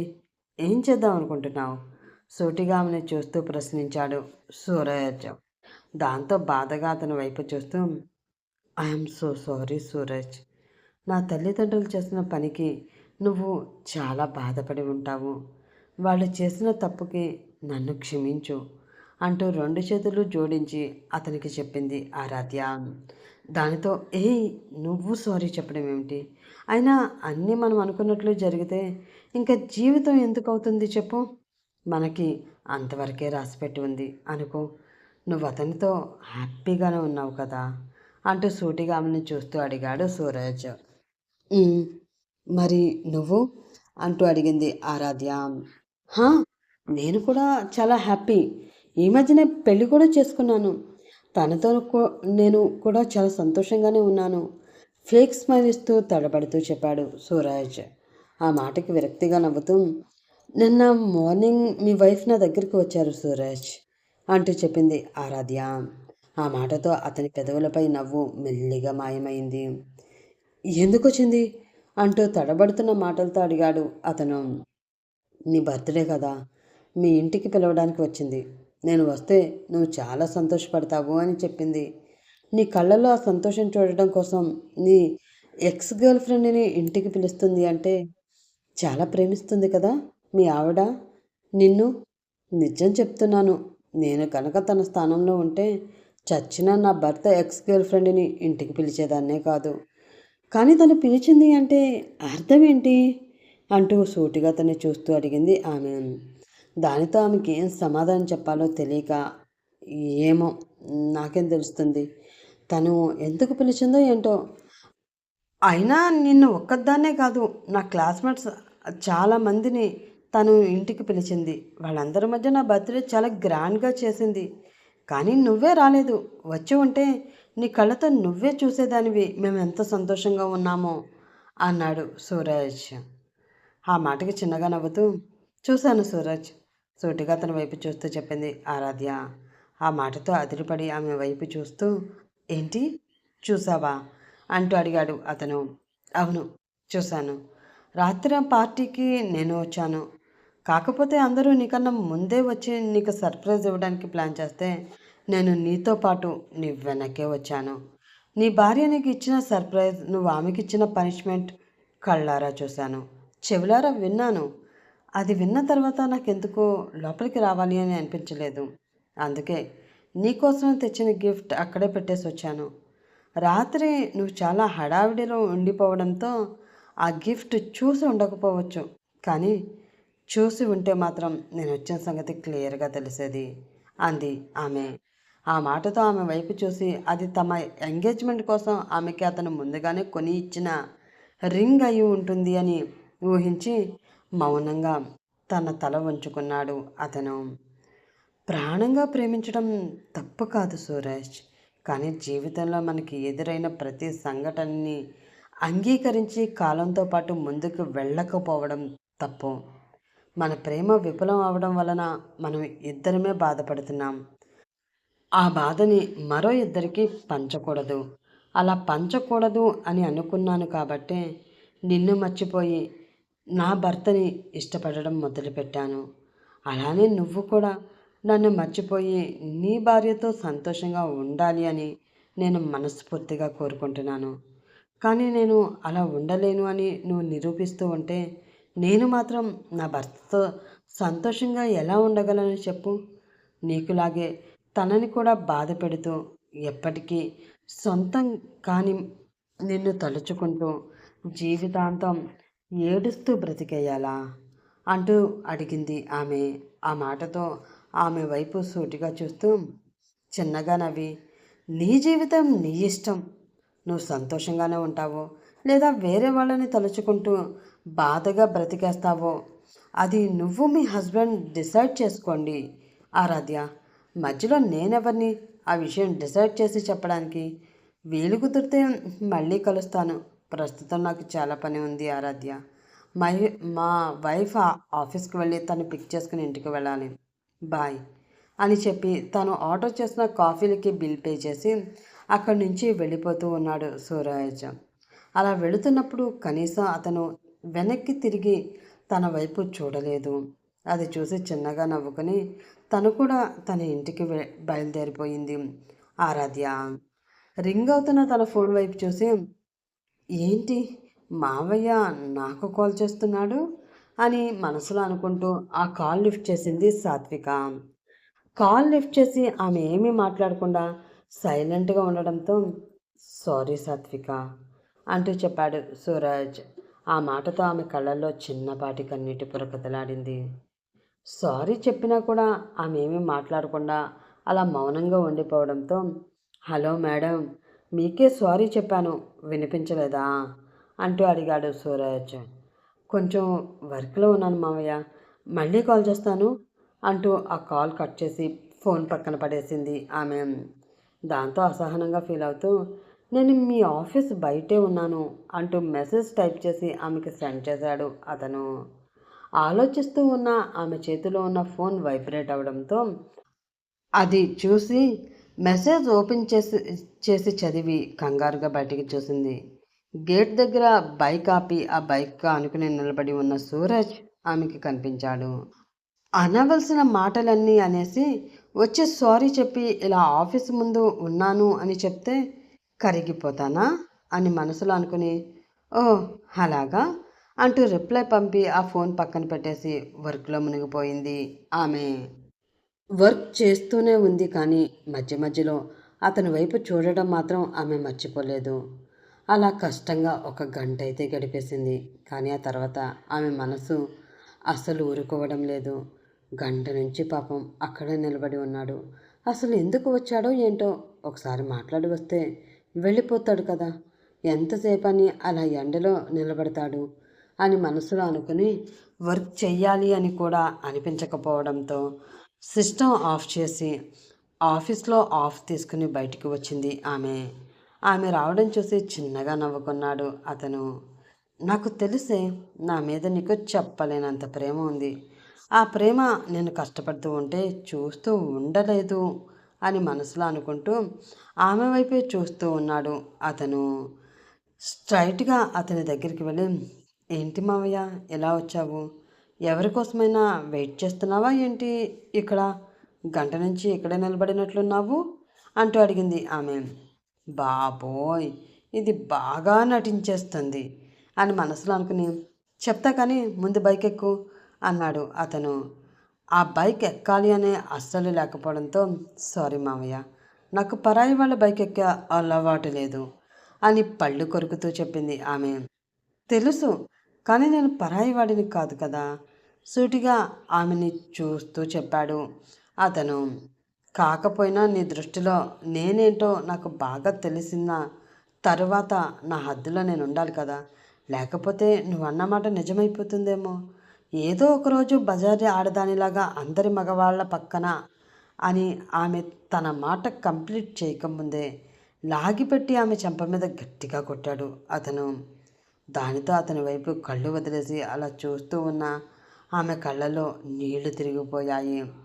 అతని చూపులో కోపం కనిపిస్తూ ఉంటే భయంగా అతను బైక్ ఎక్కి కూర్చుంది ఆమె. మిర్రర్లో కనిపిస్తున్న ఆమె మొహం చూస్తూ చాలా వేగంగా బైక్ డ్రైవ్ చేస్తూ ఉన్నాడు అతను.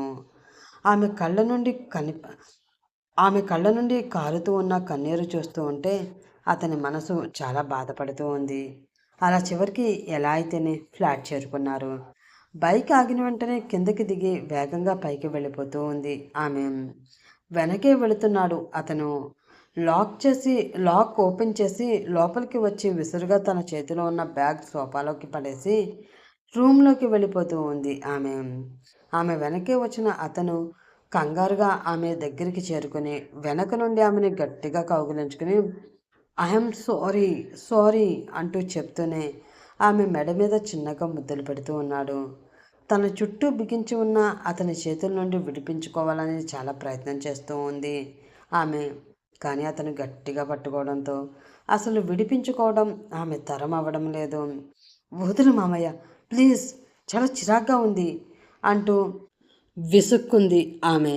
దానితో ఆమెను తన వైపుకు తిప్పుకొని ఆమె నడుం చుట్టూ తన చెయ్యి వేసి గట్టిగా పట్టుకుంటూ, వదలను, ఎప్పటికీ వదులుకోలేను కూడా అని అంటూ ఆమె మొహం మీద పడుతున్న వెంట్రుకలను తీసి ఆమె చెవి వెనకకు పెడుతూ, ఏదో కోపంలో నోరు జారానే, అదే మాట నీ నోటి నుండి వస్తూ ఉంటే తట్టుకోలేక చేసుకున్నాను, అంతే తప్ప నిన్ను అనాలి అని కానీ కొట్టాలి అని కానీ అనుకోలేదు. ఒక్కసారికి క్షమించేవే, మళ్ళీ ఇది రిపీట్ అవ్వదు ప్లీజ్ అంటూ అడుగుతున్న అతని కళ్ళల్లో ఏదో తెలియని కొత్త వింతైన ఫీలింగ్ ఆమెకి కనిపిస్తుంది. ముఖ్యంగా అతనికి ఆమె అంత దగ్గరగా ఉండడంతో ఆమె గుండె వేగం ఒక్కసారిగా పెరిగిపోయింది. అతని మీద కోపం కన్నా మనసులో అతనిపై దాచుకున్న ప్రేమే ఎక్కువగా ఉండడంతో కోపం అనే ఫీలింగ్ తన మనసులో ఎక్కువగా చూపించలేకపోయింది. సరే, క్షమిస్తాను, కానీ ముందు వదులు, నేను ఫ్రెష్ అవ్వాలి అని తడబడుతున్న మాటలతో అంది ఆమె.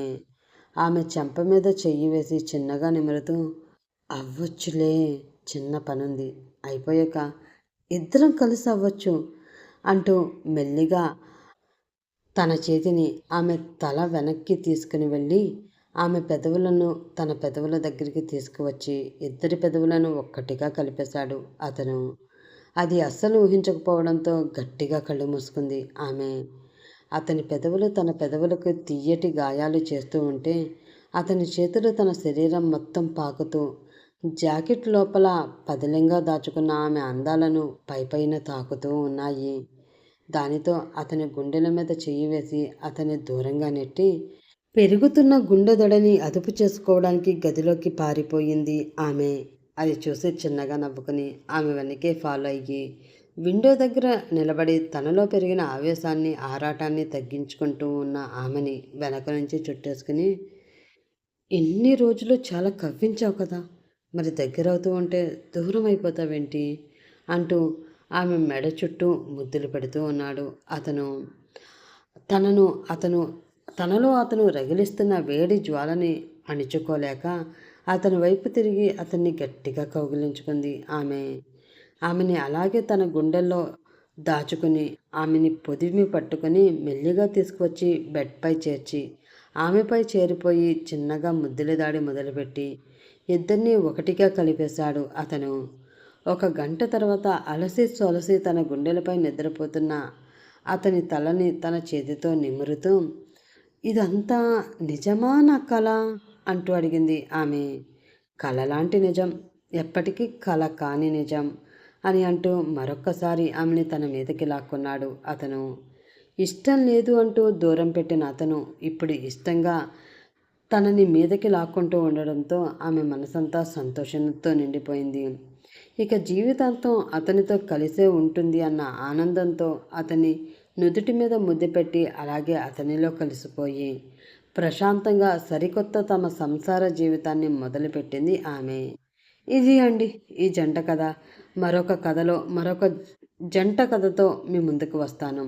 అప్పటి వరకు bye bye friends. Have a nice day. అలాగే స్టోరీలో అక్కడక్కడ చిన్న చిన్న స్పెల్లింగ్ మిస్టేక్స్ ఉన్నాయండి. నేను అవి స్పెల్లింగ్ మిస్టేక్స్ కరెక్ట్ చేయడానికి వేరే వాళ్ళకి పంపిస్తాను. వాళ్ళు సరిగ్గా చేయకపోవడంతో హాస్పిటల్ అని పడవలసిన దగ్గర ఆఫీస్ అని పడింది. సో అలాంటి మిస్టేక్స్ని ఇగ్నోర్ చేసి స్టోరీని మాత్రం ఎంజాయ్ చేయండి.